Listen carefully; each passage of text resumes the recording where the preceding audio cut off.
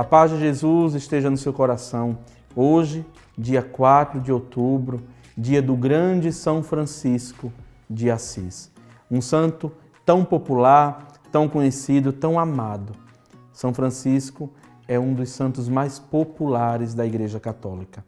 Nasceu na cidade de Assis em 1181. Aquela cidadezinha pequena de Assis, ali na região da Úmbria. Francisco vem desse contexto, um contexto bem desafiante daquela época, onde viviam-se várias heresias no contexto de igreja. Francisco nasce em Assis. Depois, uma segunda característica de Francisco é esse homem cavaleiro.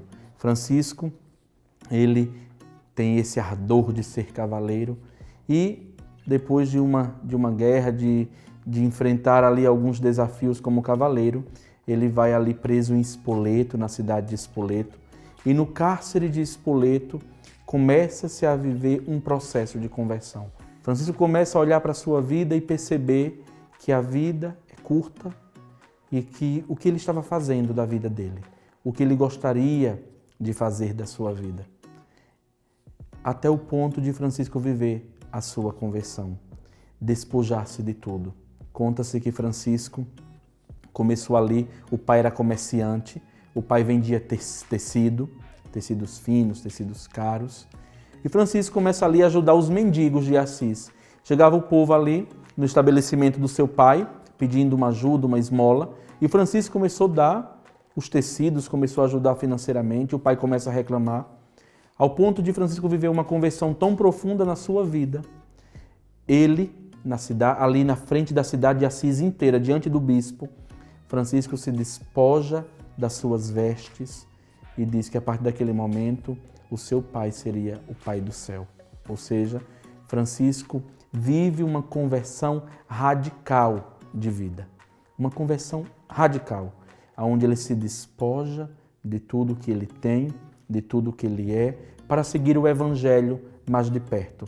Francisco quer seguir o Evangelho mais de perto. Depois, a outra característica de Francisco. Francisco descobre o rosto de Cristo pobre. O rosto de Cristo pobre. Cada santo, cada fundador, ele vai nos revelar um rosto de Cristo. Cristo comunicador, o Cristo dos doentes, Cristo pobre, o Cristo educador, o Cristo de São João Bosco. Para Francisco, é esse Cristo pobre. Francisco via nos pobres, nos doentes, esse Cristo abandonado. Certo dia, Francisco estava ali na igrejinha de São Damião. Estava ali rezando diante do crucificado de São Damião. E o crucificado fala com Francisco. Francisco, numa inquietação profunda, queria fazer da sua vida. E o crucificado diz, Francisco, restaura a minha igreja. Restaura a minha igreja. E Francisco vai e começa a restaurar aquela igrejinha da Porciúncula. Aquela igrejinha pequena da Porciúncula. Achando que era apenas reconstruir a igrejinha da Porciúncula.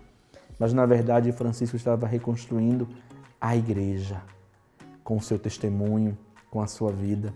Depois, outra característica de Francisco, um pregador incansável do Evangelho. Conta-se que certa vez Francisco chamou o irmão Leão e disse assim, irmão Leão, vamos pregar o Evangelho.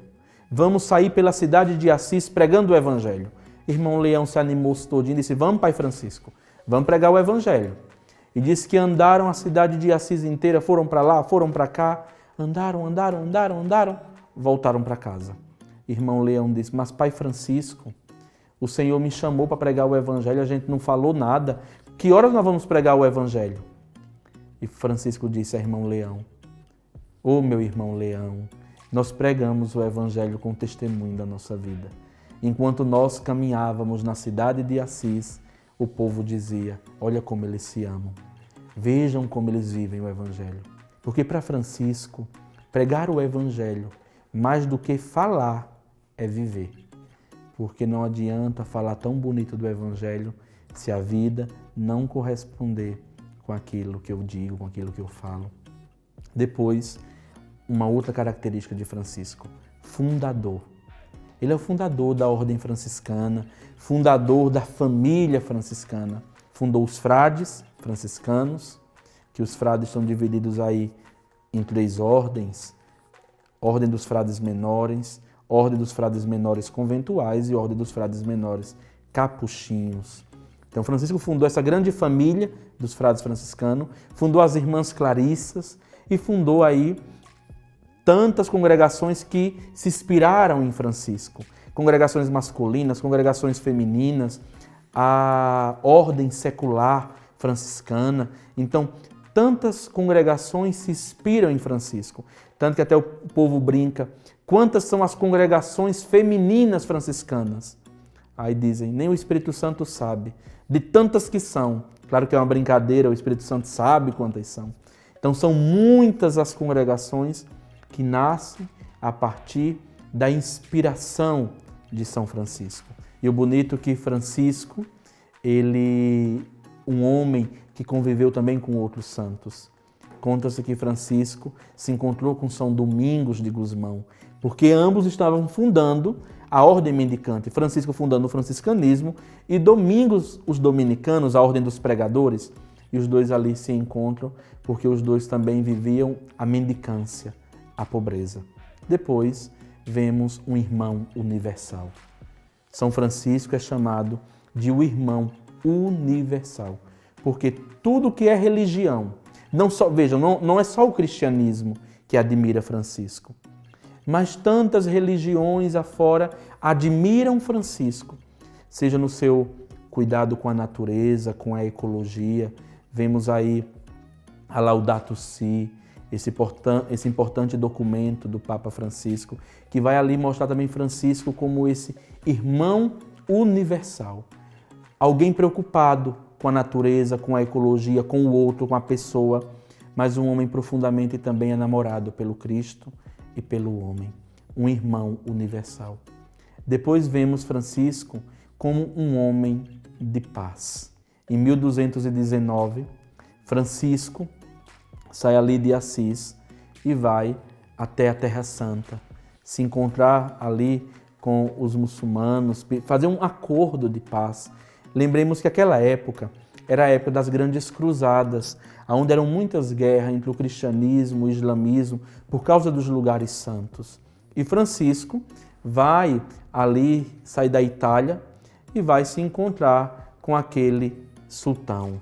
E vai pedir a ele, vai conversar com ele, fazer um acordo, porque Francisco não aceitava tantas mortes, tantos desastres, mas Francisco queria a paz.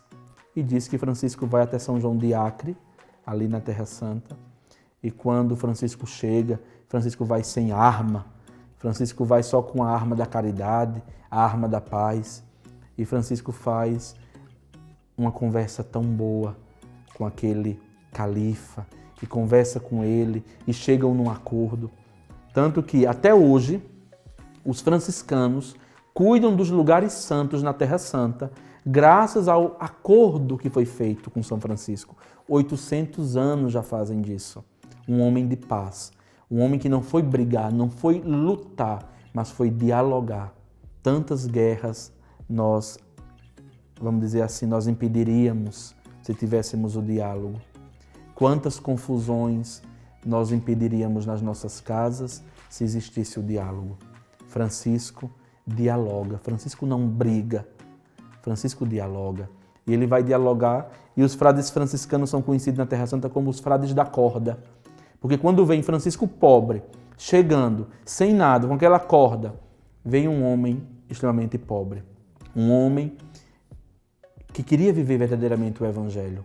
E a partir daquele dia ali em São João de Acre, com a conversa com aquele sultão, se começa um acordo, a paz. Então Francisco nos mostra também o diálogo que precisa existir com as outras religiões. Precisa existir o diálogo, precisa existir o ecumenismo com outras religiões. Devemos ter sempre esse cuidado. Depois vemos Francisco como esse homem místico, esse homem santo, um homem místico. Francisco é místico. Lembro muito de uma passagem da vida de Francisco que conta que São Francisco estava um dia chorando conversando com Deus diante do crucificado e chorando, dizendo assim: mas Senhor, eu amo o sol e as estrelas, amo o céu, amo Clara e as irmãs, amo o coração do homem, mas me perdoe, meu Senhor, porque só a Ti eu devia amar. E ele começa a chorar, chorar, chorar, porque ele dizia: eu amo tudo, mas eu devia amar só Deus. E Jesus responde para ele: não chores, Francisco. Eu amo Clara e as irmãs, amo o sol e as estrelas, amo o coração do homem, amo tudo que é belo, porque eu amo aquilo que Francisco ama. Francisco, ele quer viver esse caminho de agradar a Deus. E quantos se inspiraram em Francisco? Vemos Santa Clara, que se inspirou em Francisco. E Francisco gritava ali na cidade de Assis que o amor não era amado. Ou seja, Cristo não era amado, o amor não era amado. Uma outra característica de São Francisco é que ele é o inventor do presépio. Nós vemos hoje os presépios nas nossas casas, agora está chegando a época do Natal daqui a 2 meses, e colocamos na nossa casa os presépios. Francisco é esse que teve a ideia de fazer o presépio. Porque para Francisco, ele tem que tocar no mistério. Francisco quer tocar no mistério. Então a forma de Francisco tocar no mistério da encarnação, do nascimento, é encenar. E diz que Francisco ali fez o primeiro presépio vivo. Então Francisco é esse homem desbravador, esse homem à frente do seu tempo. Francisco morre no dia 3 de outubro de 1226, ou seja, consumiu a sua vida inteira por amor. Como uma vela foi se apagando. E olhamos para a vida de Francisco como uma vida de frutos, uma vida que deu muitos frutos e dá muitos frutos para a igreja, uma vida fecunda. Bastemos olhar que há 800 anos os franciscanos estão espalhados pelo mundo afora. Um carisma há 800 anos perpetuando na história da igreja, para ver que Francisco foi esse homem fecundo, um homem que com a sua vida buscou reformar a igreja. Lembremos que a verdadeira reforma da igreja não é destruir a igreja, não é falar mal do Papa, não é fazer isso ou fazer aquilo. A verdadeira reforma, já nos ensina Madre Teresa de Calcutá, começa não quando eu quero mudar a igreja, mas quando eu começar a mudar a mim mesmo. Perguntam a ela: Madre Teresa, o que a senhora mudaria na igreja? A mim mesmo. Eu mudaria a mim. Francisco começa mudando a si. Francisco, a verdadeira reforma de Francisco é a reforma do amor, da pobreza. Tanto que a partir de Francisco se dá uma reforma imensa na igreja.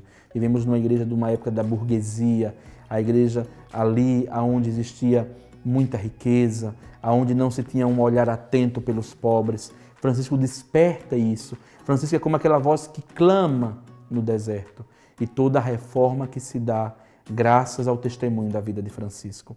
Que São Francisco de Assis nos auxilie, interceda por nós e nos ajude a levarmos uma vida simples, sóbria, mas de profunda intimidade com Deus. Que Deus te abençoe.